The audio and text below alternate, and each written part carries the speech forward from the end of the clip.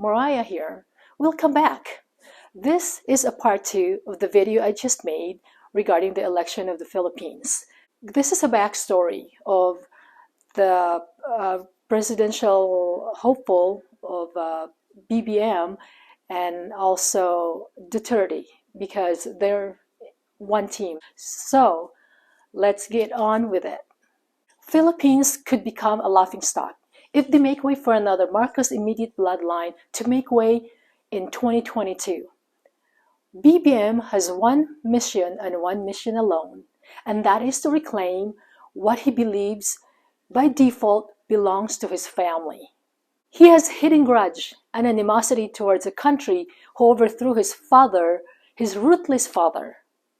He's not running to be in charge of the Philippines. He's not running to become the president of the Philippines because he cares.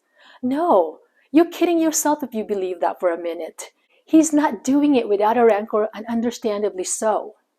It honestly boggles my mind how there are still millions of Filipinos who are supporting the heinous crime of Ferdinand Marcos and his regime, and also his living benefactors.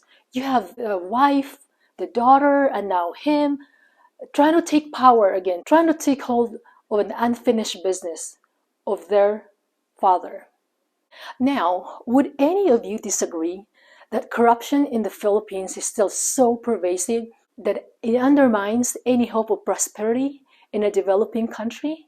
The argument that the Philippines was a wealthy country during the reign of Ferdinand Marcos way back when is somewhat of a joke. That's actually comedic because the proof is here. Look at what's going on in the Philippines. The poor is still getting poorer, and the powerful and the rich are the one raking in of whatever they consider a prosperity of the country. No, this isn't what the Filipinos deserve. They deserve so much more and so much better. And we know that. We know it. Don't let all the campaign talk of these lawyers or all this, the politicians are good at lying. They're good at getting to your emotion. They're still mounting evidence that Filipinos are still grappling with poverty. That is something that cannot be ignored. Now, if I may just share with you this video that I saw on YouTube. It is made or done by an independent journalist out of Los Angeles, California. Her name is Haley Owen Gilligan. What she was able to unearth is worthy of consideration. Watch the video for yourself. I'm just gonna put a little clip of what the video is about, but you should really go to her YouTube channel. It's Bloomberg Quick Take. It is mind-boggling what you will find out. And like I said, coming from someone who's not Filipino, who does not live in the Philippines, she's an independent journalist. You should check it out. Another example is an individual by the name of Mariano Pimentel. Pimentel had been a political leader in Mindanao. He had been arrested several times. He was finally released from detention after more than 6 months. And on his way back to his province, military members in a jeep stopped him, took him to a sugarcane field, had him dig a grave. They then buried him up to his neck, and before they filled in the soil, they broke a leg and broke an arm so that he wouldn't be able to dig himself out. They then put the soil back in and buried him up to his neck, and they figured they would let the ants do the rest. He survived because there were several children who had been hiding in the sugarcane field who saw him and dug him out. And he later emigrated to the United States, where I met him. Now, on my other video, because this is part 2, I made a part 1 of this, I made a case about Manny Pacquiao. This may sound like a desperate cry. I'm not making this video out of desperation. I just really think that some of us, some of you people out there, needs a little bit of reminders. You have options. You have choices in life. This decision that you're about to make on May 9, 2022, you got to think about it. The reason I'm saying that it sounds like a desperate cry, it's because I thought by now all the Filipinos would say, never again, never, never again. Enough is enough.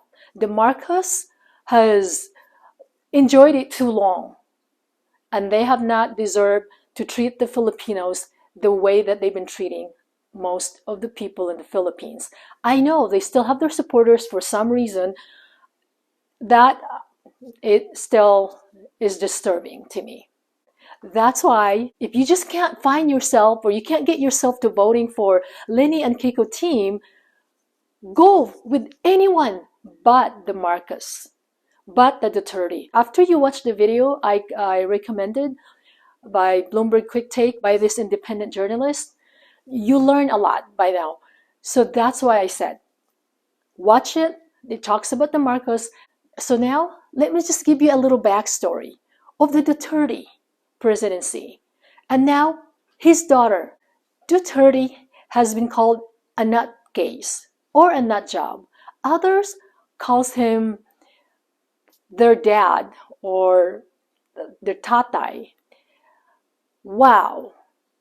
Seriously, there are still a lot of people. There are millions of Filipinos who think Duterte made the Philippines great again.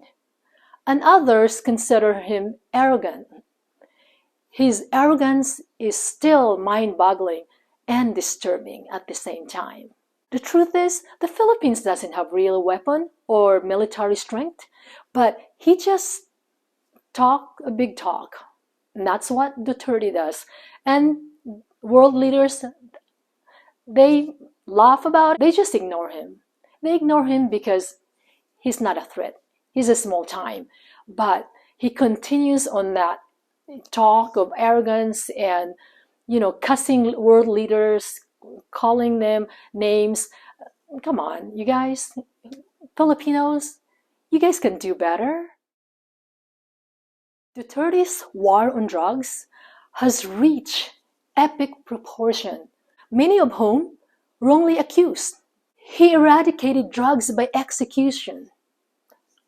Really? Extrajudicial killing is considered lawful under his administration because he gets the job done quick by instilling fear. He even admitted to killing 3 people prior to becoming the president. For some reason, there are still lots of Filipinos that idolize this goon and heartless killer. He orchestrated mass murder and killing of the innocent and refers to the innocent children killed during police raid as collateral damage. Really? That's what you call the innocent children who had to die because of your arrogance of just wanting to stop drugs? Don't make the mistake of forgetting the atrocities of the past by sugarcoating the humiliating truth. Duterte has a mixed record of remark on the LGBTQ community. One day, he urged the Filipino to kill bishops and priests because he claimed they are all gay. On another day, he claimed to stand solidarity with the LGBTQ community because, in his own words, he too was gay. But he was cured after meeting his now ex-wife.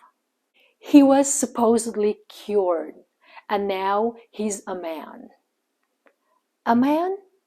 A real man, I hope. Make no mistake about it. A real man does not lay hands on a woman. His ex-wife claimed and admitted that she was a battered woman. She was physically and emotionally abused by her ex-husband, Rodrigo Duterte. That's not cool. And that's actually really ridiculous that he still became a president. What kind of man is he? The fact that the Philippines is one of the most Catholic countries in the world, yet His arrogance got the best of him. He urged the Filipino to abandon the church and pray privately. How are you not offended by that if you are Catholic? If you are Christian who needs God, who you know got to have God. God is not an option. God is part of the Filipinos' livelihood. God is part of life. You can't take that away from the Filipinos, especially the Catholics. Like, really, what in the world is going on? Go figure. Thank you so much for watching this video. Please be sure to like, subscribe, and hit that notification bell for YouTube algorithm so we can reach more people with educational, encouraging, and even funny content. Hope to see you all again later.